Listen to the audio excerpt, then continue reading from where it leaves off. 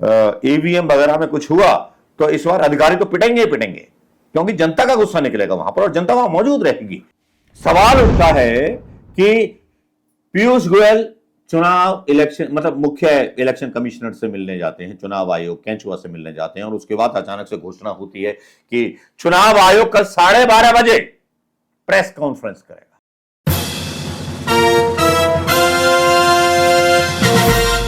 दोस्तों नमस्कार, मैं मनोज कुमार शर्मा एक बार फिर आपके बीच में। यूं तो सोशल मीडिया पर कल से बहस चल रही है और यूट्यूबर्स के बीच ही बहस चल रही है। जिन यूट्यूबर्स को ताना मारा जा रहा था आज तक पर सुधीर चौधरी के द्वारा और अंजना ओम कश्यप के द्वारा, शायद उन कतिपय पत्रकारों की तरफ इशारा था जो अपनी तरफ से एनालिसिस कर रहे थे इस पूरे चुनाव का, सच्चाई बता रहे थे जनता को। और ये सच्चाई कितनी दबा दी जाएगी कितनी नहीं मुझे नहीं पता कि ध्रुव राठी के वीडियो जो मोदी के खिलाफ डाले गए वो करोड़ों में गए, 10 करोड़ 20 करोड़ मतलब जितने हो सकते थे वहां पहुंचे, तो क्या इनका असर भी ना हुआ होगा? तो लेकिन सोशल मीडिया को जो गुस्सा है वो एग्जिट पोल को लेकर के है। एग्जिट पोल में जिस तरह से डाले गए एग्जिट पोल और जिस तरह की बातें की गई, कुछ सोशल मीडिया के लोगों ने बताया कि आज तक ने जो आंकड़े डाले थे उन आंकड़ों में जितनी सीट दे दी गई कांग्रेस को, उतनी सीट पर तो कांग्रेस लड़ी नहीं रही थी। और कुछ जगह की सीटें जो थी बड़ी विवादास्पद थी, जिनके बारे में लोगों ने ट्वीट किए। उनके मतलब चाहे बेनीवाल हो या कुसुम बेनीवाल पहले रह चुके हैं, उन्होंने बताया बहुत सारी चीजें आई, लेकिन मैं मानता हूं कि वो शायद एक ग्राफिक गलती रही होगी, शायद कुछ चूक हुई होगी। लेकिन सवाल इस बात का है कि आज हम विचार किस बात पर कर रहे हैं? विचार इस बात पर कर रहे हैं कि जो टीवी पर दिखाए गए एग्जिट पोल क्या वो सच्चे हैं या जो सोशल मीडिया पर दिखाए गए पोल वो सच्चे हैं। लेकिन 4 तारीख को तो सारी चीज कहानी राम कहानी खुल जाएगी। लेकिन इस बीच जो हलचल हो रही है वो इतनी गहरी हलचल हो रही है मैं आपको बता नहीं सकता। एक तरफ जहां जयराम रमेश आरोप लगाते हैं बीजेपी पर और अमित शाह पर, खास तौर पर यह आरोप लगाया जाता है कि 150 डीएम को फोन किए हैं हमारे मोटा भाई ने, अमित शाह साहब ने। तो ये शिकायत लेकर के पहुंचे चुनाव आयोग, वहां चुनाव आयोग में शिकायत भी कर दी। फिर खबर आई शाम होते होते कि चुनाव आयोग ने नाम मांगे हैं कि कौन कौन से डीएम थे जिनके पास फोन किए गए। देखिए चुनाव आयोग की मतलब अक्रमण्यता, जब एक शिकायत पहुंची है तो जांच करना आपका काम है। आप अपने डीएम से पूछिए कि भाई तुम्हारे पास फोन आया था कि नहीं आया था, क्योंकि कोई डीएम तो बोलेगा नहीं।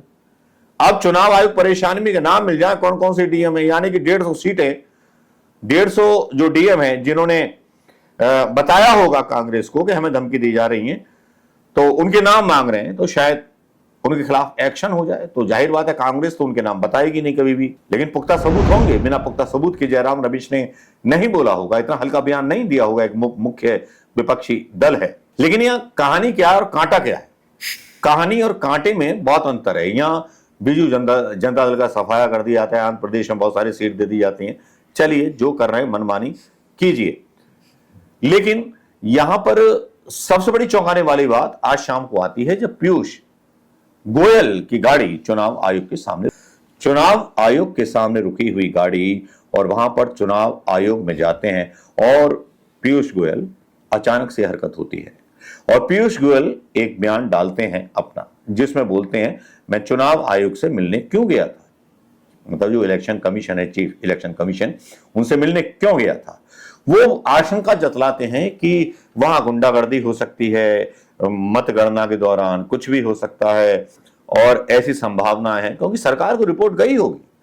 क्योंकि अगर मतगणना में अगर तो उसी आशय को लेकर के बुझे से पीयूष अग्रवाल पहुंचे थे। उनके साथ ताई भी खड़ी थी, निर्मला ताई। पहले ताई इंदौर वाली हुआ करती थी, अभी ताई जो है अनोखी ताई है जो लहसुन प्याज नहीं खाती हैं। चेहरा उतरा हुआ था, मतलब तुलसी की सांस लग रही थी, लेकिन वहां खड़ी हुई थी और पीयूष गोयल अपना जो था आशंका जता रहे थे वहां पर। तो मुझे लग रहा था कहीं ना कहीं कुछ ना कुछ घट रहा है, कुछ तो ऐसा हो रहा है कि जो हिंदुस्तान की जनता को इस बार झूठ बताया जा रहा है।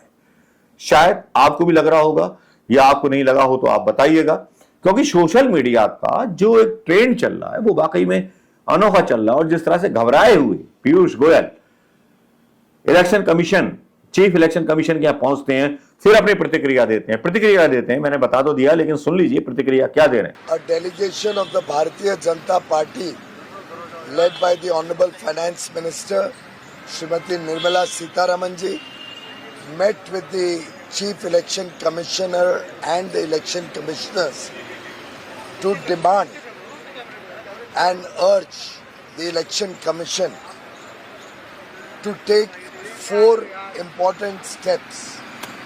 One, we have requested the Election Commission to ensure that every official engaged in the counting process is fully conversant with the minutest details of the prescribed process and engages diligently with all the Election Commission of India protocols, counting protocols, so that there can be no deviation whatsoever from what has been provided. 2, to ensure the safety and security of the electoral process during the counting and announcement of results, including enhanced monitoring and security measures to prevent any attempts at violence or unrest. 3, to take cognizance of the systematic attempts to undermine the electoral process and take stringent action against those responsible.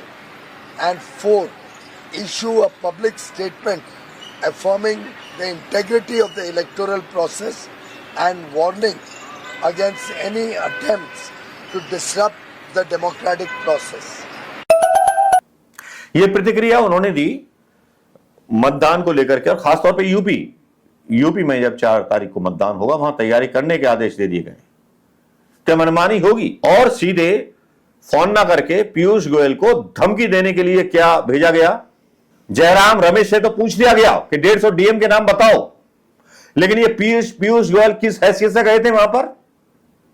सरकार जो अबदस्त हो चुकी है, उसका मंत्री की सुरक्षा लेकर के, सरकारी सुरक्षा लेकर के पहुंचता है और उसके बाद प्रेस कॉन्फ्रेंस करता है। क्या डर गए या डर लग गया या डर जैसी कोई बात हो गई? इसी बीच यहां बहुत सारी खबरें आ रही हैं दोस्तों। चुनाव का रिजल्ट जो भी आएगा वो तो आएगा। विपक्ष के अलग दावे हैं, सत्ता दल के अलग दावे हैं। सत्ता दल कहता है कि हम तो 400 पार जाएंगे, विपक्षी दल कहते हैं, राहुल गांधी बोलते हैं मूसे वाले का गाना 295। हैरत अंगेज कारनामा होता है, जैसा कि मैंने आपको कल के वीडियो में बताया था कि शेयर मार्केट बूम पकड़ेगा सोमवार को। तो मतलब अगर आपने शेयर खरीद रखे हैं अदानी के, अंबानी के, तो बेच दीजिएगा इनको, बस मेरी ये सलाह है। क्योंकि शायद मेरी बात अरविंद केजरीवाल ने सुन ली या अखिलेश यादव साहब ने सुन ली। सबने ये बोला है कि कल का शेयर मार्केट बढ़ाने के लिए ये जो आंकड़े आए हैं शायद इसलिए आए हैं। सुनिए केजरीवाल क्या कह रहे हैं। एक छोरी ये चल रही है कि इन्होंने इतना ज्यादा सीटें इसलिए दिखाई क्योंकि इनके लोगों ने शेयर मार्केट में इन्वेस्ट कर रखा है, और कल जब शेयर मार्केट खुले तो बम्पर होगा, तो ये अपने शेयर बेच बाच के खुद तो निकल लेंगे। बाकी एक केजरीवाल साहब मेरे उस दावे को सपोर्ट करते हुए नजर आ रहे हैं जो मैंने आशंका जताई थी।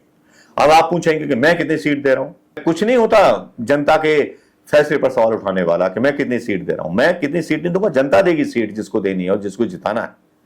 और जो भी प्रधानमंत्री होगा, जो चुना जाएगा, वो हमारा माननीय होगा, चाहे वो मोदी हो, राहुल गांधी हो, अखिलेश यादव हो या तेजस्वी यादव हो, या हो तो कोई युवा हो, ये बुढ़े ना हो गई। बुढ़ों से बड़ी चिड़ है मुझे दोस्तों। ये 75 साल में जा रहे हैं और वो अंजना कश्यप बोल रही हैं, जिस आदमी की जुबान लड़खड़ाने लगी है, जो आदमी सनक गया है, वो प्रधानमंत्री बनेगा देश का।